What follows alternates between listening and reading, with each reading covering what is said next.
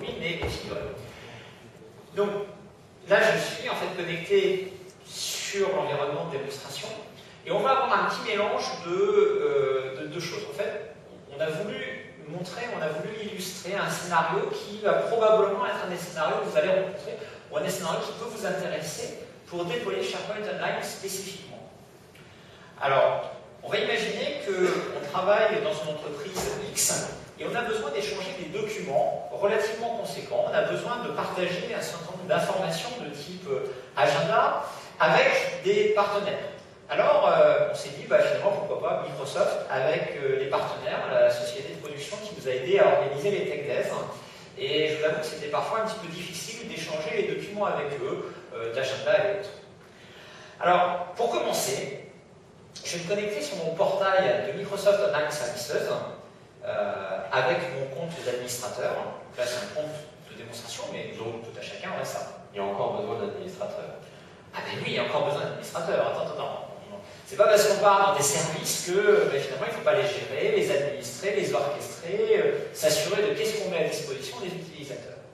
Donc là, je suis sur le portail d'administration et vous remarquez que j'ai déjà, la première chose que je vois en arrivant sur ce portail, c'est l'état de mes services.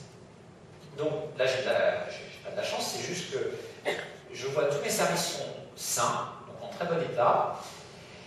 Et il y a un service qui m'intéresse particulièrement aujourd'hui, en tout cas sur lequel je vais attirer votre attention 2 secondes, c'est la synchronisation d'annuaire. C'est ce qui me permet de faire en sorte que, finalement, que je sois sur les services ou que je sois sur des solutions de l'entreprise, je vais retrouver un annuaire qui est cohérent et consolidé entre les deux infrastructures. Tu veux dire qu'on peut avoir un SharePoint Online et un SharePoint dans son entreprise?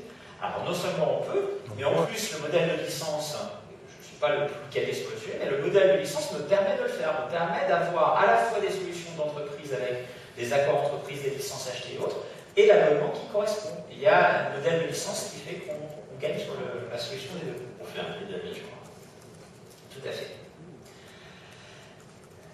Tu remarqueras qu'on peut gérer ses utilisateurs. Alors, le but n'est pas de rentrer dans l'administration à proprement parler. Je crois que, encore une fois, Cyril et Christian en ont parlé, mais on peut importer des utilisateurs sous forme de fichiers Excel ou autres. Là, j'ai un certain nombre d'utilisateurs qui ont été créés. Je sais quand est-ce qu'ils se sont connectés pour la dernière fois. Moi, ce qui m'intéresse particulièrement, ce sont la partie des services. Là, je suis dans les services et les différents services que j'ai, c'est bien évidemment, alors on en a parlé, c'est Exchange, SharePoint, Live Meeting, Office Communication. Celui qui m'intéresse, c'est SharePoint Online.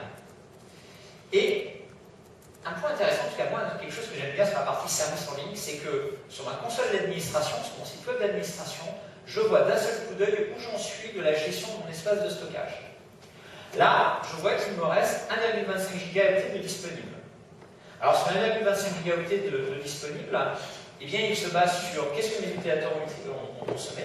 Et l'espace libre qui m'est alloué dépend du nombre d'utilisateurs que j'ai créés, que j'ai abonnés au service. Mais on va se faire des ennemis avec ça. On va plus pouvoir vendre des salles à tout va qui ne sont pas utilisées. C'est pas bien d'acheter des choses qu'on n'utilise pas. Alors, si je rentre dans le détail, je vois ici que j'ai une utilisation globale pour l'abonnement que j'ai souscrit de 3,75 gigaoctets. En fait, ce 3,75 gigaoctets, il ne sort pas de mon chapeau. Il est calculé de façon automatique, comme je disais, en fonction de mon utilisateur. Le principe est de dire que par utilisateur, on va allouer 250 mégaoctets. Au total, 15 utilisateurs, ça fait 3,75 gigaoctets, plus un package de base, et j'ai oublié le package de base, mais on fait le calcul et puis on peut le retrouver. Moi, je ne suis pas bon en maths. L'idée, c'est qu'on a ce package de base quand on s'abonne, mais éventuellement on peut racheter des gigaoctets si on en a besoin par la suite. Ce qui est assez intéressant, c'est que par rapport à ceux qui connaissent l'administration centrale de SharePoint, que ce soit la 2007 et celle de 2010, parce que ce sont les relations juste avant, aujourd'hui, vous ne pouvez pas avoir ces chiffres, à part en forçant des quotas sur les collections de sites. Là, vous avez ces chiffres directement en termes d'administration. Vous n'avez pas, en fait, on vous déporte, ou on vous facilite la vie sur un certain nombre de sujets qui, par expérience, pour l'avoir fait dans plusieurs grands groupes français, comme l'extranet, avec SharePoint, sont le genre de choses qui ne se passent pas très simplement et très facilement. Et finalement, quel est l'intérêt de mettre en place une solution extranet avec des mois de consulting, des services dédiés, un domaine dédié, des SQL serveurs dédiés, etc. Si finalement on peut avoir le même service à un coût très raisonnable parce qu'on a déjà acheté SharePoint, c'est un peu l'idée du software plus service, c'est pour ça qu'on a voulu commencer par cette stratégie et essayer de vous mettre en lumière comment on la met en œuvre. Et donc par exemple, vous pouvez très bien tester un mode extranet pour un temps assez court avec le SharePoint Online. Par exemple, là, pour la préparation des équestres, ça dure quelques mois, enfin, plutôt 6 mois d'ailleurs en fait. Mais... Moi j'ai un extranet avec ma femme. Oui, t'es un peu... Oui, mais je suis assis à table un peu trop souvent. Donc là, j'ai dans l'administration à proprement parler de SharePoint Online. Donc on va retrouver les informations de stockage. Et puis surtout, on retrouve la collection de sites qui est actuellement sur mon site, sur mon infrastructure. Alors, je vais vous demander de faire attention sur le fait que là, j'ai 4 sites qui sont, 4 collections de sites qui sont actuellement créées. Ce que je vais faire, c'est que je vais en créer une 5e. On va faire spécialement pour cette session. Vous allez voir à quelle facilité je le crée. Donc, démo, TechDays, SPO. On enlève le N à la fin de démo. Ah oui, sinon, ça, je sais pas. Merci. J'ai un peu des boucles ce soir en fait. Pour la session SharePoint. Je vais pouvoir choisir le modèle de site que je veux. Donc, ça peut être un site vide, un wiki, un espace de travail juste pour des documents. Un site d'équipe, c'est pas mal en fait. Donc, je prends mon site équipe. On peut choisir la langue. Alors, moi j'aime bien quand je travaille dans un environnement international, me mettre dans la langue des gens avec qui je travaille, je vais mettre en chinois.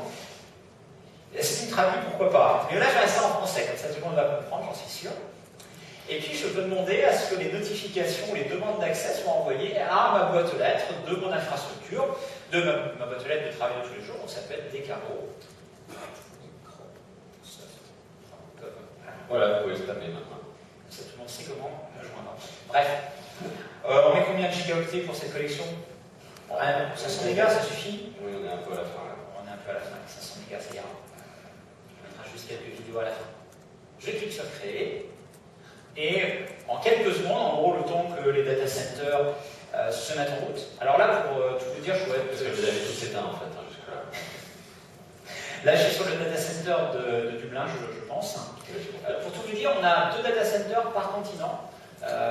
Ce qui permet d'avoir une retenance à la fois en termes de désastre, c'est-à-dire que les 2 data centers en Europe ne sont pas les 2 en Irlande, on en a un en Irlande et un sur le continent, c'est Amsterdam je crois, ce qui permet que si jamais il se passe quelque chose à Dublin, on sache basculer sur Amsterdam, ou inversement, et pareil en Amérique du Nord, et pareil en Asie. L'Asie c'est Singapour et Hong Kong. Mais on va en avoir un par continent en fait, c'est le projet. Il y aura un duo ou une paire de data centers par continent.